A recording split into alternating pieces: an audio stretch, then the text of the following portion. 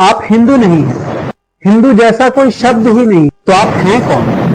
आप अपने आप को हिंदू क्यों कहते हैं? क्या हिंदू कोई धर्म है? हिंदू धर्म का अर्थ क्या होता है? क्या किसी के पूछने पर आप अपना धर्म हिंदू बता सकते हैं? जय श्री राम दोस्तों हमें आए दिन सोशल मीडिया पर कुछ रील्स देखने को मिलती हैं जिनमें कुछ लोग भगवा रंग का झंडा लेकर हमें सड़कों पर आते जाते रील्स आदि में देखने को मिलते हैं, जिस पर हिंदू शब्द लिखा हुआ रहता है। दोस्तों, हो सकता है आप भी अपने आप को हिंदू मानते हो, मैं भी आपके ही धर्म का हूं और मैं नहीं चाहता मेरे भाई बहन या मित्रों का कहीं पर तिरस्कार हो कि वे अपने धर्म के बारे में कुछ नहीं जानते या कोई भी ऐसी बात जो उनसे जुड़ी हुई है उन्हें पता नहीं है। दोस्तों, आप हिंदू नहीं हैं, हिंदू जैसा कोई शब्द ही नहीं है, पर मैं ऐसा क्यों कह रहा हूं? दोस्तों, आप में से जिन लोगों ने कक्षा 6ठी की इतिहास की किताब पढ़ी होगी, आपने उसमें हड़प्पा सभ्यता या सिंधु घाटी सभ्यता के बारे में पढ़ा होगा। दोस्तों, भारत पर हमेशा से आक्रमण होते रहे हैं, अतः हमें हिंदू शब्द का सही अर्थ समझने के लिए अतीत में जाना होगा। दोस्तों, बात मध्यकाल की है, जब भारत पर तुर्क और ईरानियों ने 6ठी शताब्दी ईसा पूर्व में भारत पर आक्रमण किया था और इन्होंने उत्तर पश्चिम सीमा, सिंधु और पंजाब के प्रांतों पर कब्जा कर लिया। दोस्तों, वे फारसी भाषा बोलते थे और स का उच्चारण वे ह किया करते थे, अतः वे सिंधु सभ्यता को हिंदू सभ्यता कहते थे, सिंधु घाटी को हिंदू घाटी कहते थे, सिंधु की धरती अर्थात सिंधुस्तान को वे हिंदुस्तान कहते थे। दोस्तों, हमारी सभ्यता इतिहास के अनुसार सिंधु नदी के किनारे बने घाटियों में विकसित हुई थी और सिंधु नदी को वे हिंदू नदी कहते थे, इसलिए हिंदू शब्द का सही अर्थ सिंधु नदी है। दोस्तों, अब आपके माइंड में 2 क्वेश्चंस आ सकते हैं। पहला क्वेश्चन यह आ सकता है कि क्या सिंधु नदी के नाम पर ही उस स्थान का नाम सिंधु पड़ा, या दूसरा सवाल यह आ सकता है कि क्या स्थान के नाम पे तो नदी का नाम सिंधु नहीं पड़ा। दोस्तों, इसका आंसर हमें हमारे चारों वेद में से ऋग्वेद में मिलता है, जहां पर नदियों के नाम लिखे हुए हैं। उन नदियों के नाम में सिंधु नदी का वर्णन है, जिससे हम ये कह सकते हैं कि सिंधु नदी के नाम पर स्थान का नाम सिंधु क्षेत्र पड़ा। उस स्थान पर सिंधु नामक नदी बहती थी, जिन्हें ईरानियों ने हिंदू नदी कह के पुकारा, अर्थात हिंदू शब्द का सही अर्थ सिंधु नदी है। और दोस्तों, मैं ये कह सकता हूं कि हम में से कोई नदी तो नहीं होगा। हिंदू शब्द का सही अर्थ समझने के बाद अब हम अपने नेक्स्ट क्वेश्चन पर चलते हैं। अगर आप हिंदू नहीं हैं तो आप हैं कौन?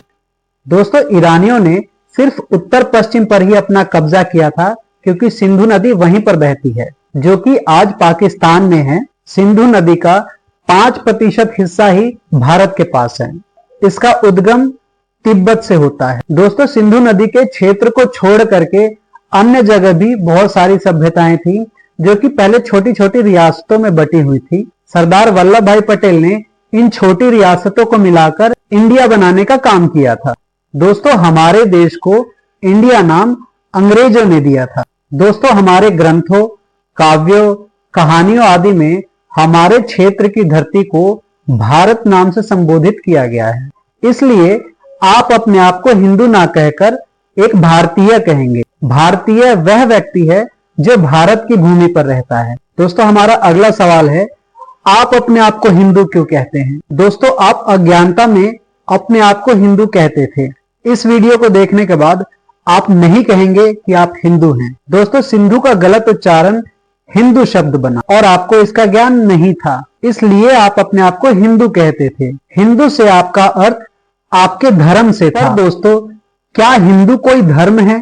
हिंदू धर्म का अर्थ क्या होता है? क्या किसी के पूछने पर आप अपना धर्म हिंदू बता सकते हैं? नहीं दोस्तों, हिंदू नाम का कोई धर्म नहीं होता। धर्म पूछने पर आप अपने आप को हिंदू नहीं बता सकते, क्योंकि ईरानियों द्वारा सिंधु शब्द के गलत उच्चारण से ही हिंदू शब्द का निर्माण हुआ है और सिंधु एक नदी है, अतः हिंदू का सही अर्थ सिंधु नदी होता है, जो कि कोई धर्म नहीं है।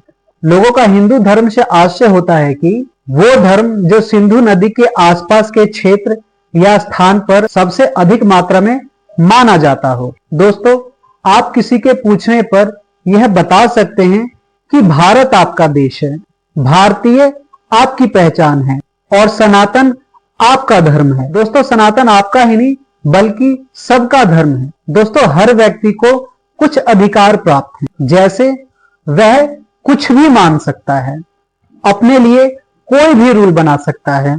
ऐसे ही कोई अन्य समुदाय अगर अपनी किसी अन्य विधि से पूजा पाठ या कोई अन्य काम अपने अलग रूल से करता है तो यह वहां का धर्म बन जाता है। पर दोस्तों, सनातन धर्म को बनाया नहीं गया है। सनातन का अर्थ है सत्य, जो कि बदला ना जा सके। जैसे किसी भी धर्म के मानव से उत्पन्न बच्चे की सांस ही चलेगी, वह बिना सांस के नहीं जी सकता, क्योंकि यह सत्य है। अतः यह सनातन है। हर धर्म के व्यक्तियों के लिए दिन रात और समय एक समान रहते हैं। दोस्तों, सत्य से व्यक्ति भाग जरूर सकता है पर उसे बदल नहीं सकता।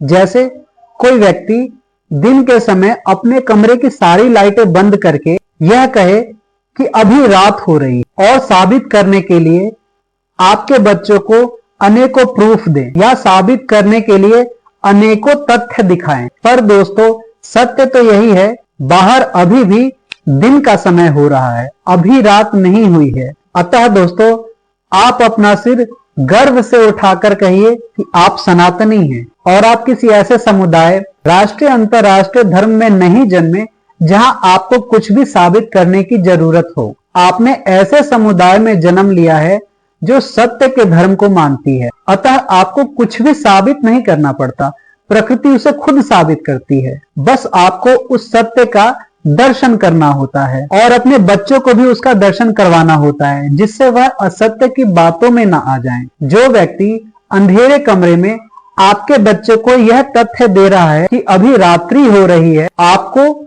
आपके बच्चे को उस अंधेरे कमरे से खुले आसमान के नीचे लाना होगा। इसमें आप कुछ भी साबित नहीं कर रहे, बस अपने बच्चे को सत्य के दर्शन करवा रहे हैं, जिससे वह जान सकेगा कि अभी रात्रि नहीं हो रही, दिन का समय है। यही सत्य है। और कमरे का अंधेरा जो उसे रात्रि कह के बताया जा रहा था, वह असत्य है। तो दोस्तों, गर्व से कहिए कि आप सनातनी हैं। आप अपने धर्म पे गर्व करिए, आप अपने आप पे गर्व करिए। आप स्वस्थ रहिए, सफलता प्राप्त करते रहिए। जय श्री राम।